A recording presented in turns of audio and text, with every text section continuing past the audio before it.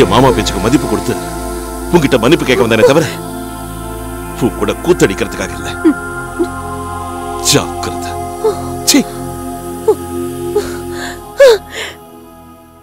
போன காரியம் முடிஞ்சுதா? மகாராணி அம்மா கிட்ட மன்னிப்பு கேட்டுட்டியா?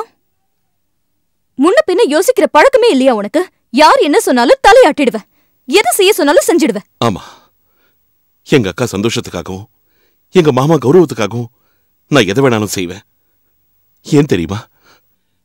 நான் இந்த வீட்டுக்கு வரத்துக்கு முன்னாடி அக்கா என்கிட்ட ஒரு வார்த்தை சொன்னா, உங்க மாமா எனக்கு எப்படி கடவுளோ உனக்கும் கடவுள் தண்டான்னு.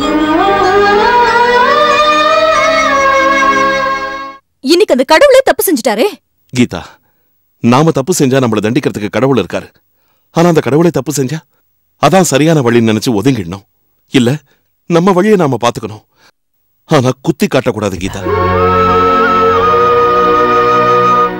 அப்படின்னா நீ அவங்க சொல்ற எல்லாத்துக்கும் பூம்பு மாடு மாதிரி தலையாட்டுவ. கீதா, நீ என்ன வேணாலும் நினைச்சுக்க, நான் என்ன மாத்திக்க முடியாது. நான் இந்த வீட்டுக்கு வந்ததுனால தாய்ப்பாசத்தை இந்த நாள் வரைக்கும் நான் இழக்கல. எனக்கு தாய்க்கு தாயா இருந்து பாத்துக்கிட்ட அக்கா, தாயும் பிள்ளையும் ஆனாலும் வாயும் வயிறும் வேறுன்னு சொல்லுவாங்க. ஆனா அதை எங்க அக்கா பொய்யின் நிரூபிச்சுட்ட. ஆமா, எனக்கு அவங்க அக்கா மட்டும் இல்ல, எனக்கு தாயும் கூட. உங்க அக்கா உனக்கு தாய் தான் ஒத்துக்கிறேன். அவங்க பேச்சு கேட்கறதுல நியாயம் இருக்கு. ஆனா தப்பா நடந்துக்கிறவங்க மாமா பேச்சு கேட்கறது தப்பு இல்லையா? அதெல்லாம் எனக்கு தெரியாது கீதா. எனக்கு எங்க அக்கா தான் உலகம். எங்க அக்காக்கு மாமா கடவுள். எங்க அக்கா சந்தோஷமா இருக்கிறதுக்காக என் உயிரை வேணாலும் கொடுக்க தயாரா இருக்க.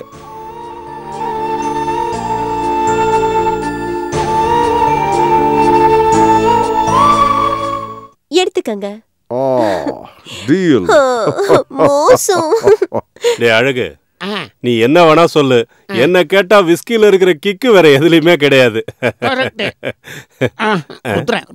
ருத்ரனா? ஐயோ ஐயோ ஐயோ, என் தலையில சுத்தி எடுத்து டமார் டமார் டமால்னு அடிக்கிற மாதிரி இருக்குடா. எதுக்கு? அந்த கஜா நம்ம ருத்ரனை இழுத்துட்டு போய் நடு ரோட்ல எல்லார் முன்னாடியும் தெருநாய அடிக்கிற மாதிரி அடிச்சானே.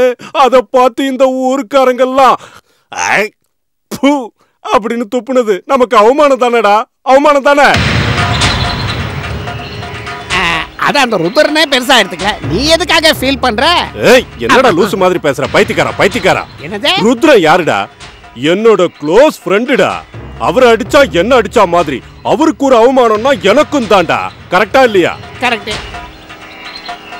அந்த அவமானத்தை இப்ப நினைச்சாலும் என் ரத்தம் சும்மா கொந்தளிக்குது தெரியுமா? இல்லையா, நல்லா தானே இருக்கே. ஆமா, மூடா பேமானி. மச்சாங்காரன் ருத்ரனை போட்டு புரட்டி புரட்டி எடுக்கும் போது மாமங்காரன் சைலண்டா எப்போ வரான் எப்போ போறான்னு யாருக்கு தெரியுது? நீ சும்மா இருந்தா எதுக்குடா? பாவம், பகல்ல எல்லாருக்கும் தெரியற மாதிரி வர முடியுமா? என்னடா பேசுற நீ? சிந்தாமணியும் ஒரு பொண்ணு தானடா, அவளுக்கும் ஆசாபாசங்கள் இருக்காதாடா? இது வரைக்கும் ஒரு நாளாவது சினிமா கூட்டு போயிருக்கானா, கோயிலுக்கு கூட்டு போயிருக்கானா? அவளும் ஏன் அவ மனசுல என்ன இருக்கு, என்ன வேணும், என்ன வேண்டாம் ஏதாவது கேட்டு தெரிஞ்சிட்டு இருக்கானா? அதுவே நானா இருந்திருந்தேன்னு வச்சுக்க, அந்த சிந்தாமணியும் அவங்க அண்ணனையும் தலையில தூக்கி வச்சுக்கிட்டு கூத்தாடி இருப்பண்டா.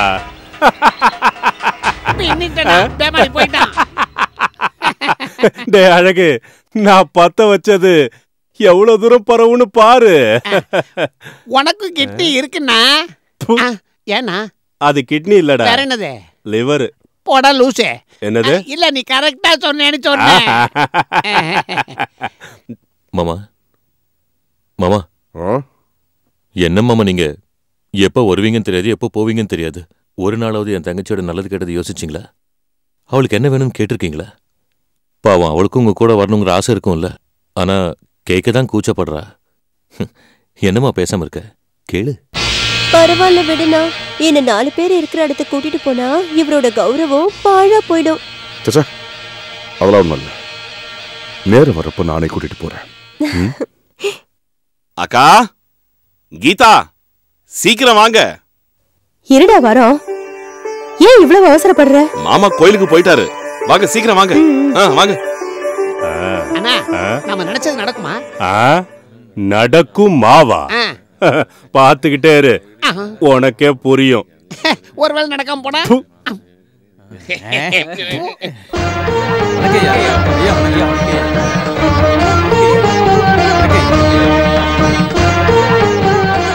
நமஸ்காரம். வணக்கம். அம்மாவும் குழந்தையும் பூஜைக்கு வரலையா? வருவாங்க, நீங்க ஆரம்பிங்க. வருவாங்களா? வருவாங்களா என்னடா, வருவாங்க.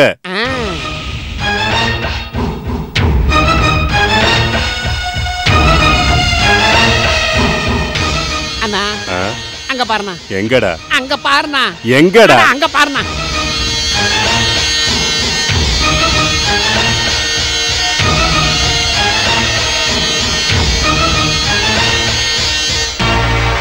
டே அழகு, என்னடா இப்படி ஆயிடுச்சு? உனக்கு இப்படி ஆயிருக்க கூடாதுண்ணா. எந்த தருதல நான் உனக்கு ஐடியா கொடுத்தது? நீதான்டா தருதல. என்ன அப்படி பாக்குறீங்க? வாங்கிக்கோங்க. நிறுத்துங்க.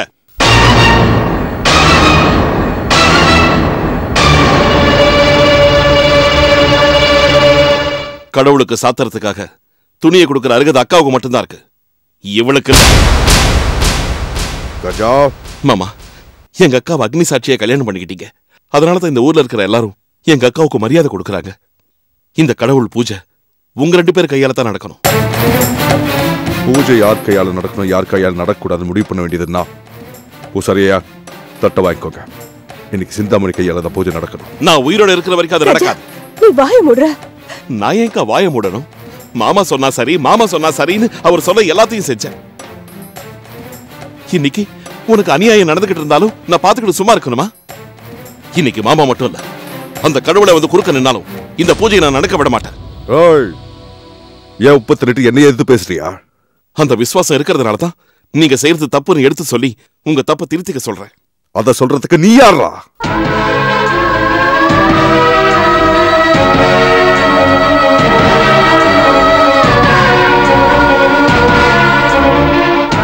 ருத்ரா, தட்ட பூசாரிட்ட கூட யார் குறுக்க வராங்கன்னு நான் பாக்குறேன். பூசாரியா வாங்கிக்கோங்க, வாங்கிக்கோங்க. ஒரு அடி எடுத்து வச்ச வெட்டி போட்டுடு. அவ்வளவு தைரியம் வந்துச்சு உனக்கு? வெட்ரா, வெட்ரா, வெட்டு. தைரியம் தான் வெட்ரா. வெட்டு, வெட்டுங்கிறல. நட்டமையா, நாங்களும் அப்போல இருந்து பாத்துக்கிட்டு தான் இருக்கோம். என்னங்க இது கோயில தேவையில்லாத வம்பு சண்டை? ரோல், இது உங்களுக்கு சம்மந்தம் இல்லாத விஷயம், யாரும் தலையிடாதீங்க. இங்க பாருங்க, இந்த ஊருக்கு நீங்க நாட்டாமங்கிறதுனால இந்த புனிதமான இடத்துல நீங்க என்ன செஞ்சாலும் அதை நாங்க பாத்துட்டு சும்மா இருக்கணுங்கிறீங்களா? இவளை எனக்கு பிடிச்சிருக்கு, இவளை கூட்டிட்டு வர்றது ஏன் இஷ்டம். உங்க விருப்பு வெறுப்பு எல்லாத்தையும் உங்க வீட்டுல வச்சுக்கோங்க. பக்கத்து வீடுதானே எரியுதுன்னு சும்மா இருந்தா அது இந்த ஊரை எரிச்சு சாம்பல் ஆக்கிடும். என்னையா பாத்துக்கிட்டு சும்மா இருக்கீங்க?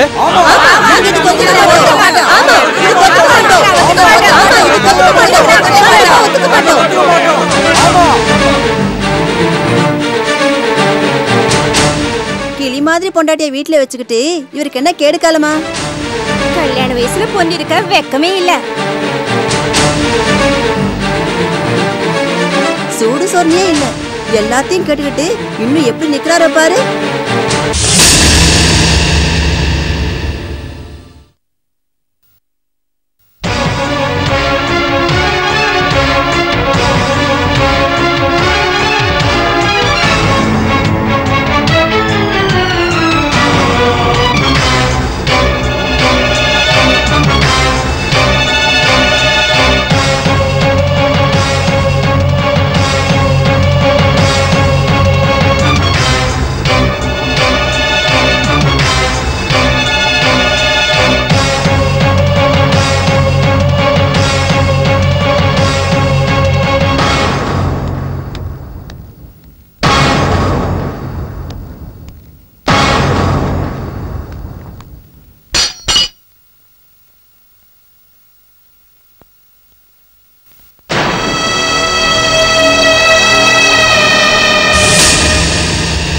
இந்த ஒரு அடி முன்ன எடுத்து வச்சுனா நான் மனுஷனா இருக்க மாட்டேன்.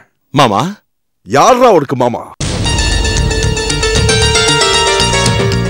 இந்த வீட்டுல கால் வைக்க கூட அருகதை இல்லாத ஒண்ண இங்க கூட்டிட்டு வந்து சோறு போட்டு வளர்த்ததுக்கு இத்தனை வருஷமா நான் கட்டி காத்த மான மரியாதை எல்லாத்தையும் ஊர்க்காரங்க முன்னாடி நாசப்படுத்திட்டேடா. மாமா, நான் சொல்றத கேளுங்க. உன் பேச்ச நான் ஏன்டா கேட்கணும்? எனக்கு இது வரைக்கும் சொல்லித்தா பழக்கம், கேட்டு பழக்கம் இல்ல. இந்த வீட்டுல இனிமே உனக்கு இடம் இல்ல, போயிடு. அக்கா, நீயாவது சொல்லுக்கா, நான் செஞ்சது தப்பா? தப்புதான். என் புருஷன் செஞ்சது தப்பாவே இருக்கலாம். ஆனா அதை தட்டி கேட்கிற அதிகாரம் உனக்கு கிடையாது.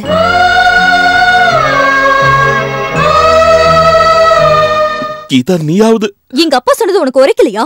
நீ செஞ்ச நல்ல காரியத்துக்கு உன்னை தலையில தூக்கி வச்சுட்டு கொண்டாடணுங்கிறியா? என்ன பேசுற கீதா? அப்ப நீ எனக்கு காதலிச்சது வெறும் பொய்யா? என்னது?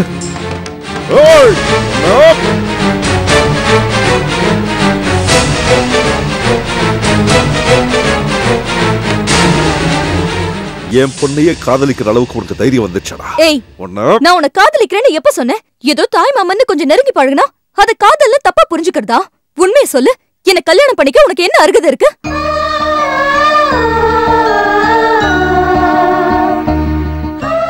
ஆசைப்படுறதுக்கு ஒரு அளவு இருக்கு.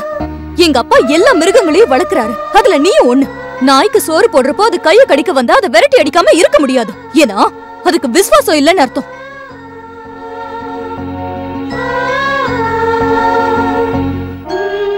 அப்பா, இன்னும் என்ன இவர்கிட்ட பேச்சு? இத்தனை வருஷமா இவர் செஞ்ச கூலிக்கு 5 10 தூக்கி எறிஞ்சு விரட்டி அடிங்க. அவ என்னோட பொண்ணுடா.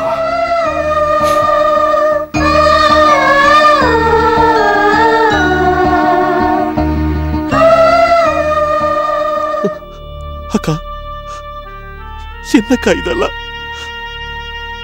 ஓ, முன்னாடியே மாமாவும் கீதாவும் என்ன பேச்சு பேசுறாங்க?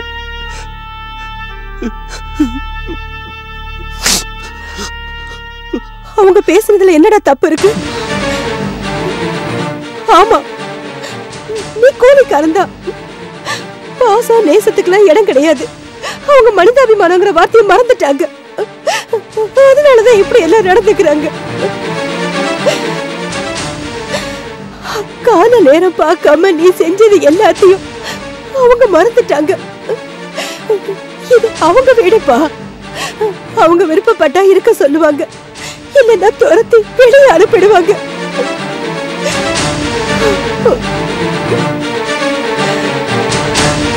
நான் பேசுனது எல்லாத்தையும் கேட்டோம். இன்னும் ஏண்டா இங்கேயே நிக்கிற? போடா, போயேண்டா. இனி ஒரு நிமிஷம் கூட நீ என் கண்ணு முன்னாடி நிக்க கூடாது. இந்த வீட்டுல இருக்கவும் கூடாது. போடா, போடா. நம்மில் உள்ள பந்தம்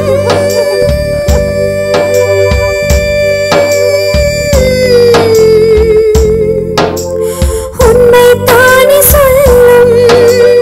உயிரில் கலந்து நிற்கும். கையை பிடிச்சு நடந்த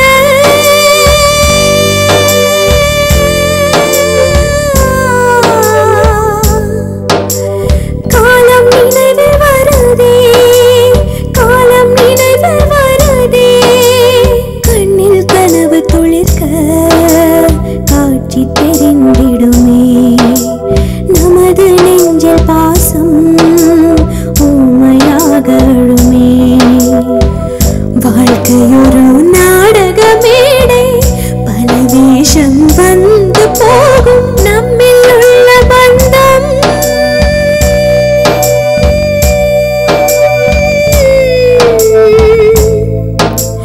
உண்மை தானே சொல்லும். உயிரில் கலந்து நிற்கும். 4 ஏக்கர் இருக்கிற இந்த அழகரசனும் 40 ஏக்கர் இருக்கிற இந்த துரசாமியும் ஒன்னாயிடுவோமா? என்ன துரசாமி, என்ன பிரச்சனை?